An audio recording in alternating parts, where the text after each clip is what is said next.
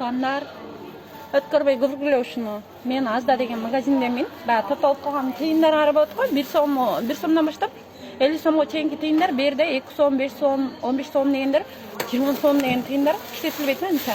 Топтоп койгон. Азыр өткөрүп көрөбүз канчакта топтолгон. Мына жакта бар. Деген магазинге кирсеңер мондай аппараттар болот экен. Мен билбейм, азыр биринчи жолу көрөбүз. Ушака эле кыл деп койду. Кантип иштетебиз билбейм. Короче, мен англисчем жетти, биринчи экранга тийгиле дейт. Анан акчаны төккүлө дейт. Анан эметесиңер дейт. Чер дейт. Кэш деп коеюнчу, короче, кэш дейт. Кэш деген наличка акча да. Да. Кем Фотурва. Sorry. Сюда? Сюда?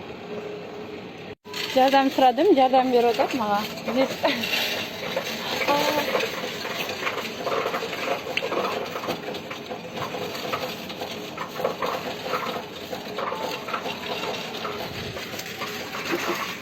$150 сом болоюн деп атат.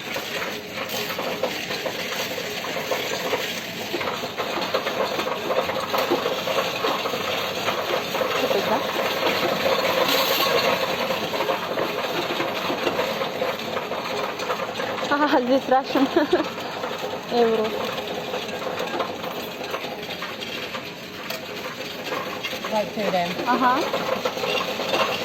Hatta tıyınları mağam gelip kalgan. Ne 1,5 сом desem az el akçalık oldu gal. 800.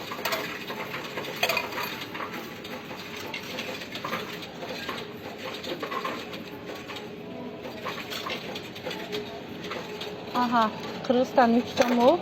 Еще магнит бар экен. Почти 900 сом болду, достор.